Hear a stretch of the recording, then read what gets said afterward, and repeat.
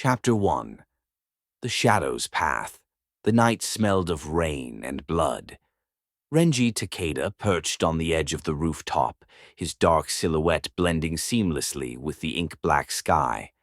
A light drizzle had begun to fall, dotting his gloved hands and the fabric of his tactical suit with tiny beads of water.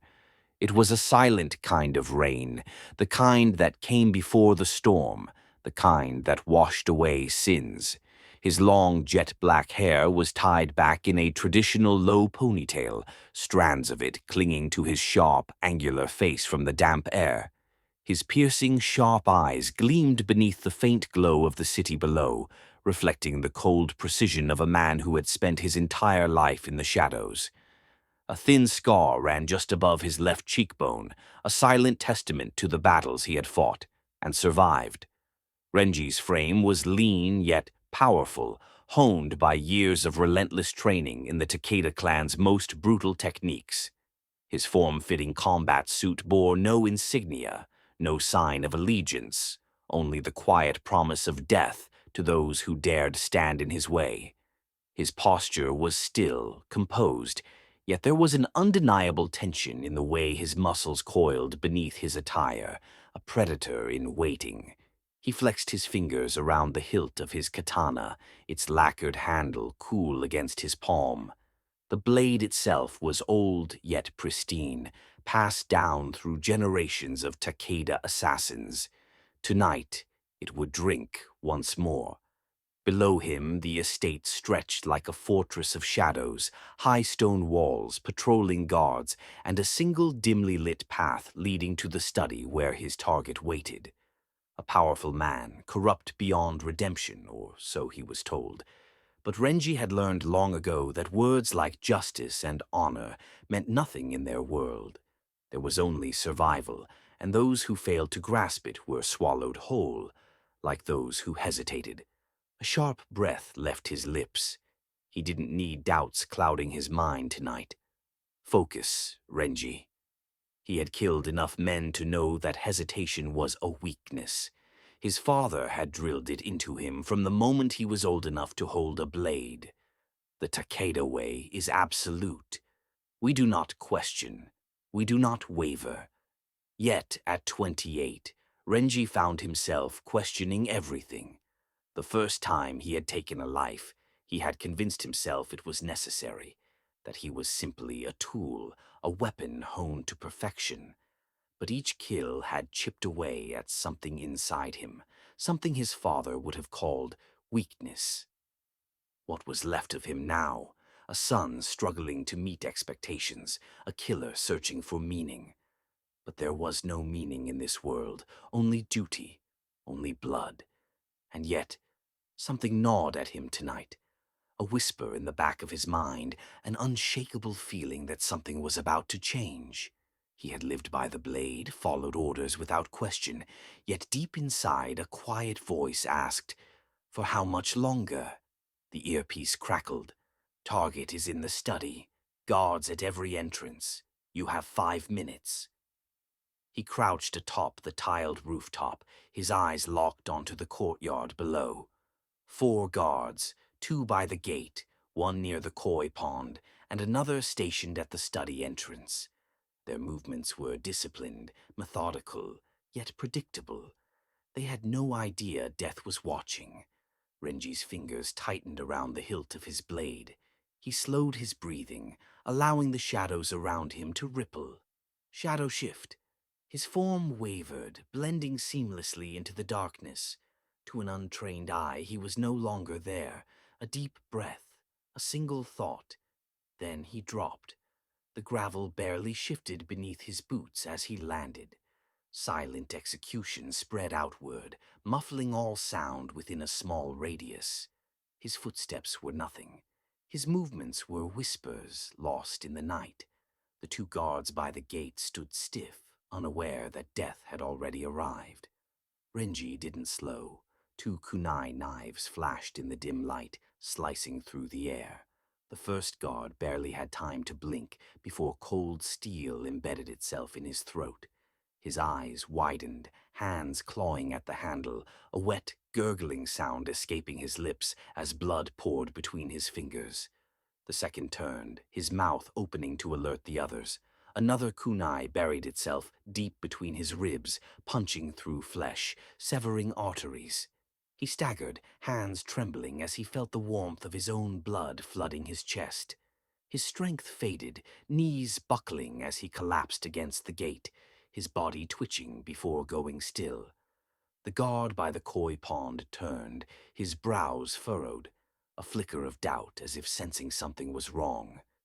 Too late. Renji's blade whispered through the air, finding flesh. A muted gasp. He caught the body before it could collapse, lowering it soundlessly into the pond. The ripples spread, then stilled. He moved. Renji advanced toward the last guard at the study entrance. This one sensed something. His posture was tense, his grip on his sword tightening. But Renji was already moving. He closed the distance in a heartbeat, stepping through the flickering candlelight like a shadow given form.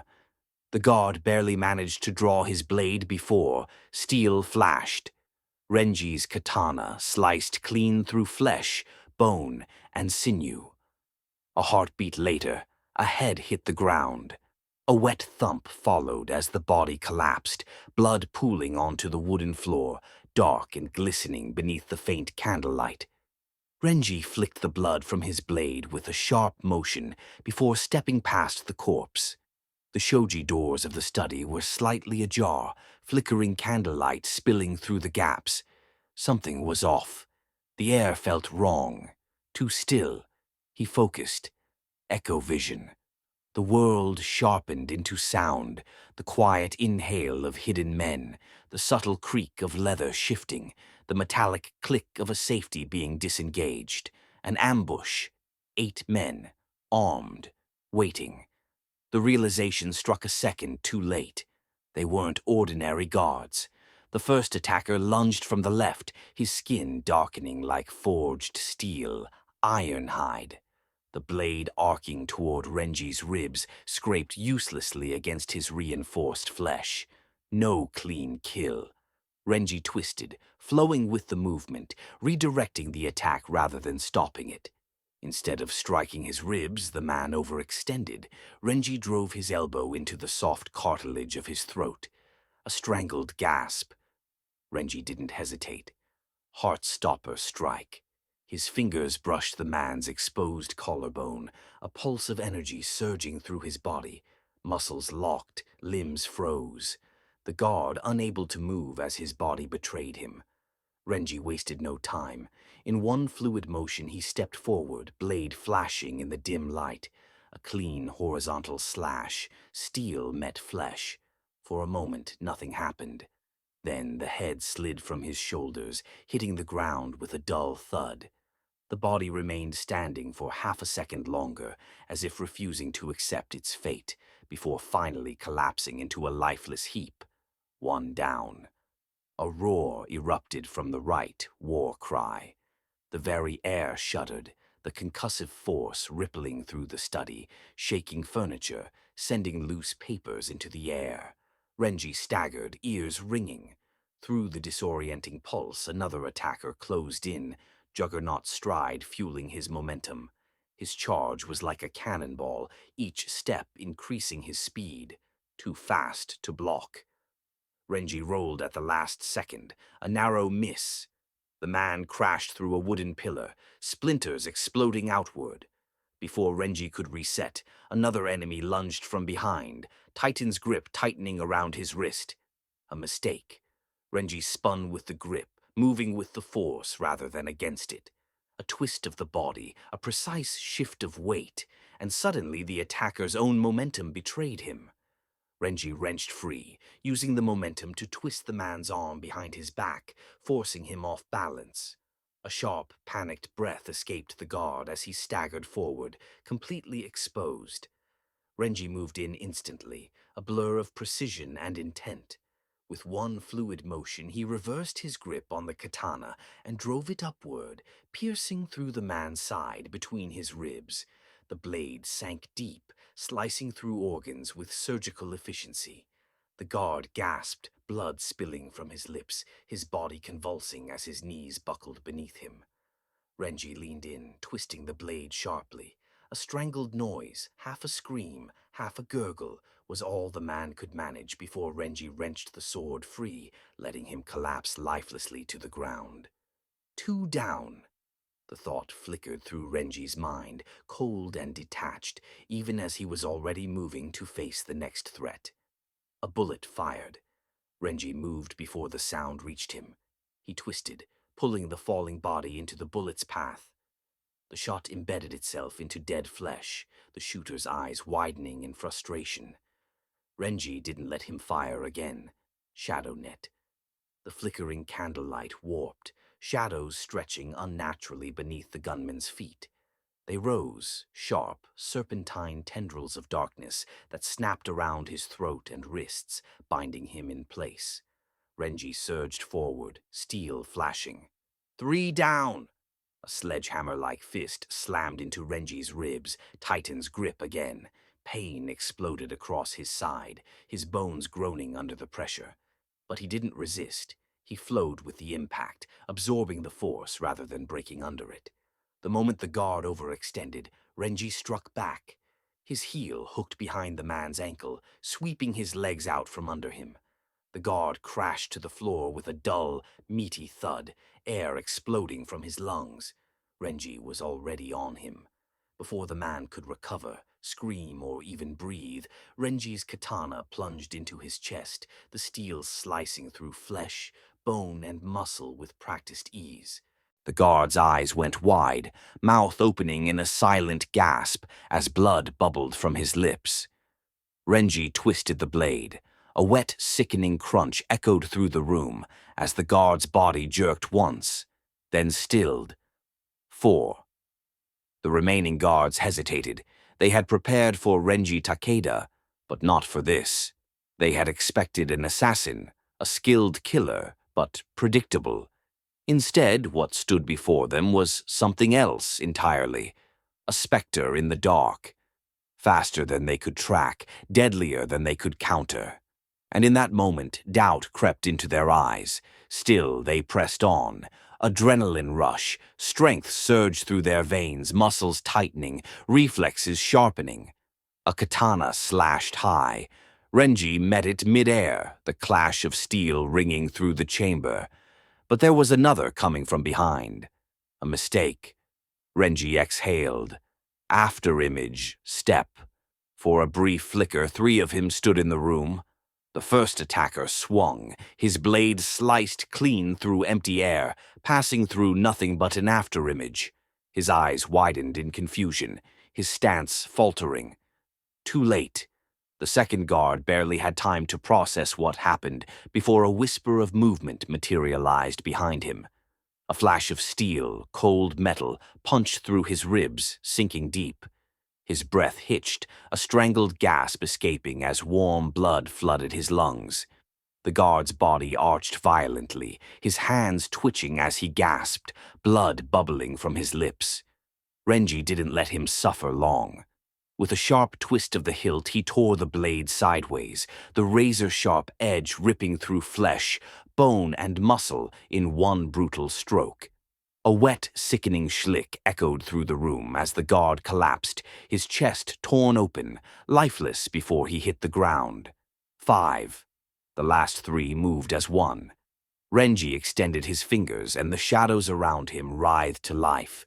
The tendrils of Shadownet lunged forward like starving serpents, coiling around 2 of the remaining guards before they could react. They thrashed, clawing at their throats, but it was useless. The shadows tightened like a noose, crushing their windpipes with merciless force. One guard's eyes bulged as his legs kicked wildly, his boots scraping against the blood-slicked floor. His veins darkened, his face contorting in agony as the shadowy bindings squeezed tighter and tighter. The second let out a gurgled scream, his fingers desperately trying to pry the tendrils away from his throat, only for another to wrap around his wrist and snap it backward with a sickening crunch. They struggled, then they spasmed, and finally, as Renji clenched his fist, the shadows gave one final, merciless twist, necks snapping like dry twigs. The bodies dropped to the floor, motionless, lifeless. The third tried to run. Renji stepped forward, then vanished. By the time the last guard turned to look, his vision blurred, then doubled. For a brief, disorienting moment, he saw two perspectives at once, the room from where he stood, and the room from the floor.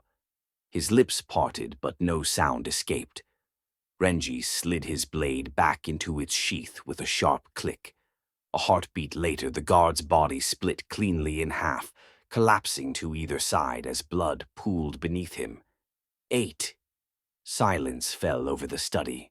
Renji exhaled. A harder fight than expected. A warning. Renji stood amidst the bodies, his breath steady but his mind racing. Who had prepared these men? Their movements had been coordinated, their attacks precise, not just trained but conditioned. And more than that, they had Sanguisara. His grip tightened around his blade. That wasn't supposed to be possible. Only the 5 families possessed these arts, passed down through generations, safeguarded within their bloodlines. Then how? His thoughts replayed the fight. Ironhide, Titan's grip, war cry, adrenaline rush. Renji's eyes narrowed. These were Petrov techniques. But these men were not Bratva. That left only one possibility. Someone is sharing the secrets of the 5. His stomach twisted, the implications gnawing at him. Sanguisara could not be learned, it had to be inherited. Unless... Renji's fingers instinctively brushed against his own wrist, where his veins pulsed with the same power that made the 5 families untouchable. Blood. The realization settled like ice in his gut, but before he could dwell on it, his earpiece crackled. Not with a voice, only static. His spotter. Renji's breath hitched. In an instant he was moving. He sprinted toward the roof, boots barely making a sound against the wooden beams. His body ached from the fight, but he ignored it, forcing himself faster. The moment he reached the top, his heart sank. Blood. A fresh pool, dark beneath the moonlight. A motionless body. His spotter, throat slit. And the worst part, the target was gone. A failed mission. His first. Renji stood still, his breathing measured but his thoughts racing. His pulse pounded in his ears, drowning out the rain pattering against the rooftop. Was this a setup? The question burned in his mind, but another thought clawed its way in, something colder, harsher. Or am I just making excuses for my first failure? His father's voice echoed in his head. A Takeda does not fail. A Takeda does not make mistakes. But he had. The target was gone. His spotter was dead. He had walked straight into an ambush. Did someone betray us? The possibility gnawed at him, but another part of him, the part conditioned to never question his own skill, resisted the thought. Maybe it wasn't a setup. Maybe he had miscalculated. Maybe for the first time in his life, he simply wasn't good enough. The thought unsettled him more than the bodies surrounding him. His grip on his blade tightened. No, I'm not ready to accept that yet. Not without answers. Chapter 2. Blood and Vows. The Belladonna estate was alive with celebration. The scent of roasted lamb, garlic, and fresh basil filled the air, mingling with the laughter and chatter of family members spread across the grand dining hall. Candles flickered on long, polished wooden tables, illuminating plates stacked with pasta, grilled vegetables, and golden loaves of freshly baked focaccia. Bottles of red wine were passed around freely, their deep crimson reflecting the warmth of the evening. It was a Belladonna tradition. No occasion was too small for a grand feast. Tonight, however, the celebration was for the youngest of Leonardo Belladonna's children. Buon compleanno, piccolo Lorenzo.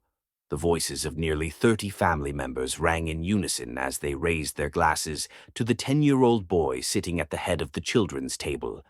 Lorenzo beamed, his dark curls bouncing as he reached for his slice of torta della nonna, a traditional Tuscan custard tart his mother had made just for him. At the center of it all sat Leonardo Belladonna, the patriarch, the legend, the man who held the Belladonna cartel together with iron discipline and unwavering respect for the old ways. Even in celebration, his presence commanded the room. He was a man of refinement, always impeccably dressed, his silver-threaded hair slicked back, his piercing green eyes missing nothing. He sipped his wine, listening to his children with a mixture of amusement and quiet authority. To his left sat his eldest child, Isabella Belladonna, a woman as formidable as she was beautiful. At 31, she had inherited her father's sharp wit and even sharper instincts. She wore a deep emerald dress that matched her eyes, her dark hair cascading in elegant waves. Though she played the role of a loving sister well, those who knew her understood that she was a force in her own right, one of the few in the family unafraid to challenge even their father. And then there was Alessandro Belladonna. Seated just across from his father, Alessandro exuded an effortless charm. At 28, he carried himself with the quiet grace of a man who seemed utterly uninterested in power.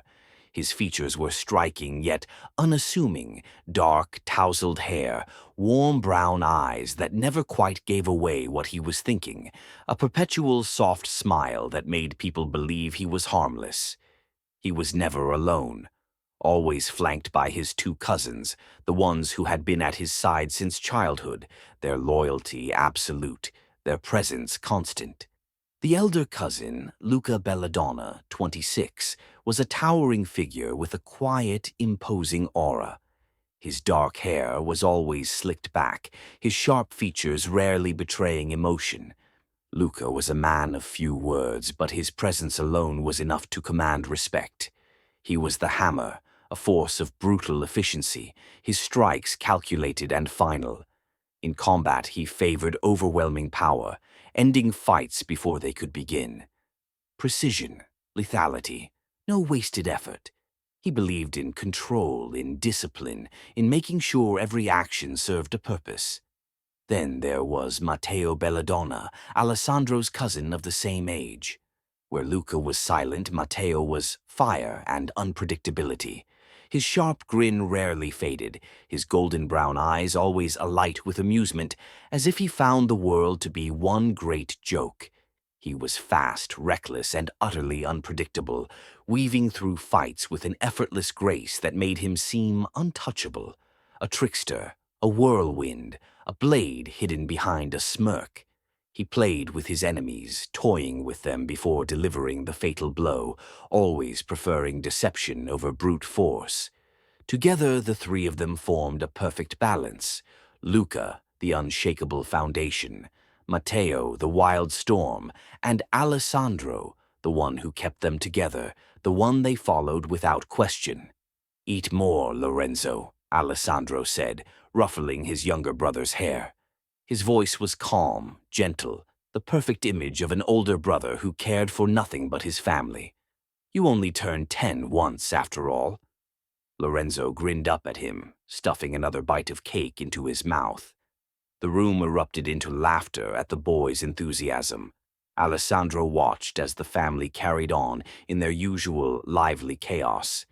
His eldest sister, Isabella, was scolding one of their younger brothers for sneaking too much wine, while their mother chided their father for smoking too close to the children.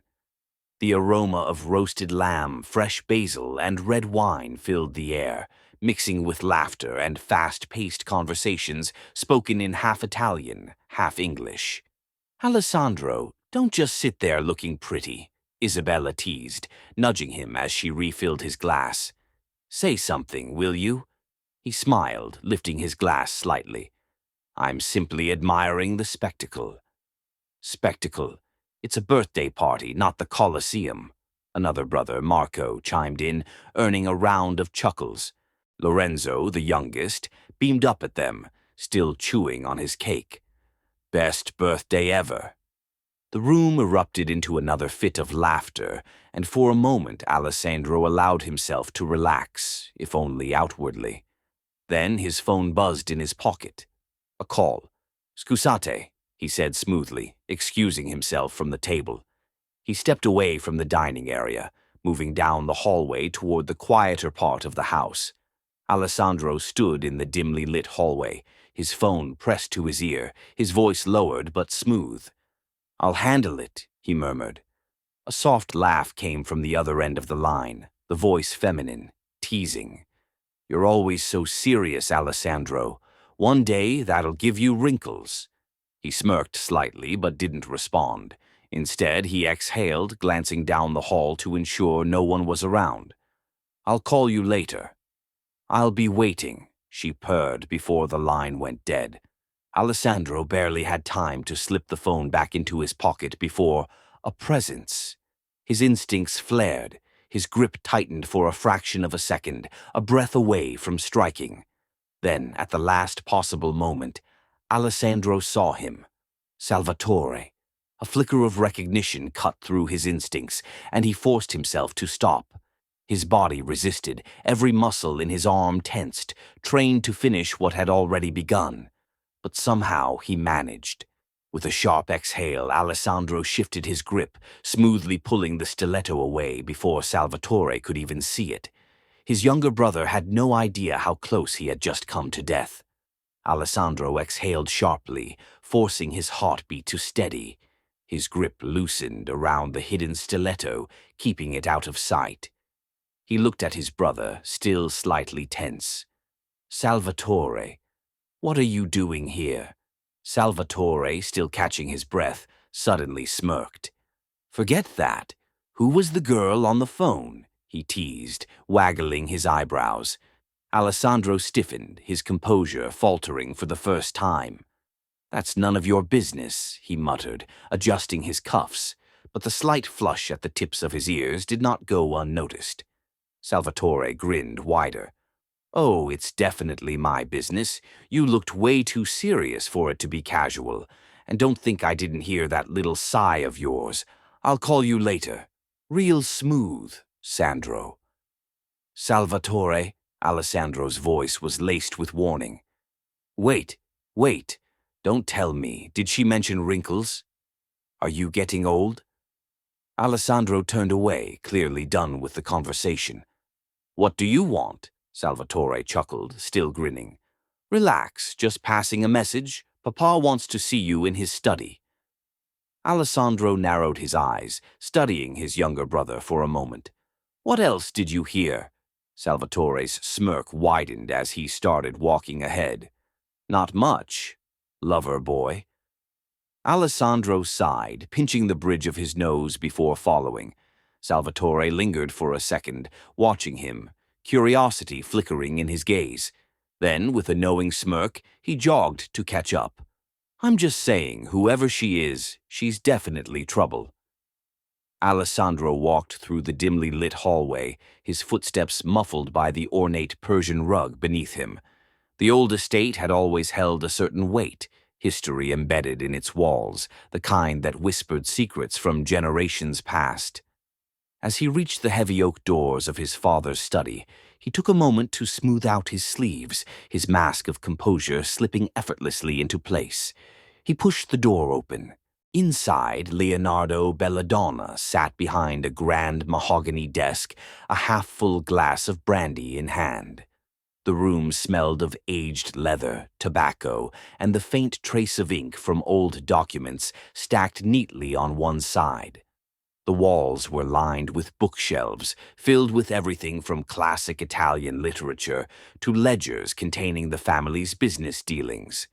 A large oil painting of their great-grandfather hung on the wall behind Leonardo, his sharp eyes seeming to watch over them.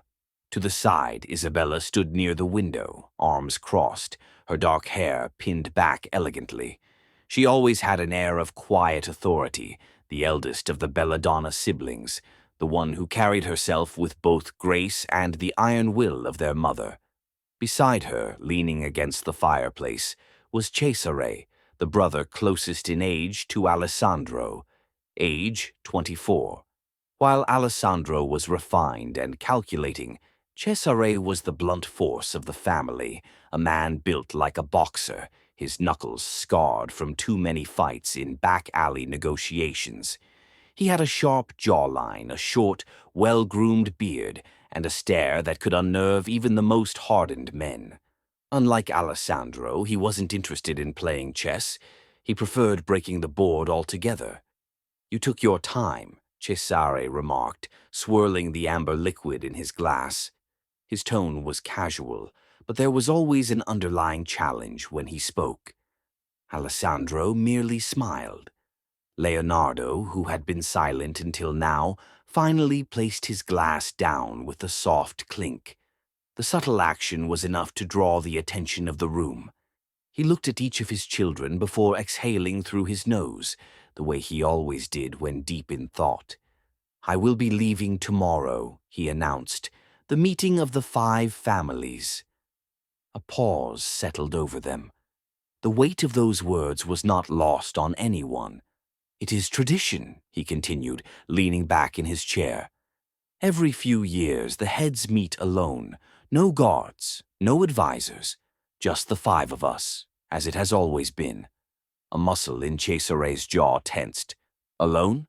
Leonardo nodded. "It is how it has always been done. There is no need for concern." "No need for concern," Isabella finally spoke, her voice controlled but edged with skepticism. "We are at a delicate time, Papa. The Delacroix have been restless, the Takedas are unpredictable, and the Petrovs, well, no one ever knows what they're thinking." Leonardo smiled faintly at that, but there was something behind his eyes, something unreadable. He reached for his cigar, lighting it with a practiced ease before speaking again. "There is something you must all remember," he said, taking a slow drag. "The code exists for a reason. No matter what happens in the world, the 5 families do not betray each other. We are different from the rest of the filth that runs the underworld. This is why we have ruled for so long." Alessandro watched his father closely, noting the slight shift in his tone. "But you don't trust them," Alessandro murmured. It wasn't a question. Leonardo exhaled a thin stream of smoke, his gaze fixed on the flickering candlelight. Then he spoke, his voice quieter this time. "A man should never trust anyone too much, not even those who sit at his table." Silence. Cesare scoffed, shaking his head. "Then why go alone?" Leonardo looked at him then, a small, almost amused smile on his lips. "Because I am Leonardo Belladonna." He leaned forward, tapping his cigar into the ashtray. "And they will remember that." Alessandro held his father's gaze, something unreadable passing between them. A question, a warning.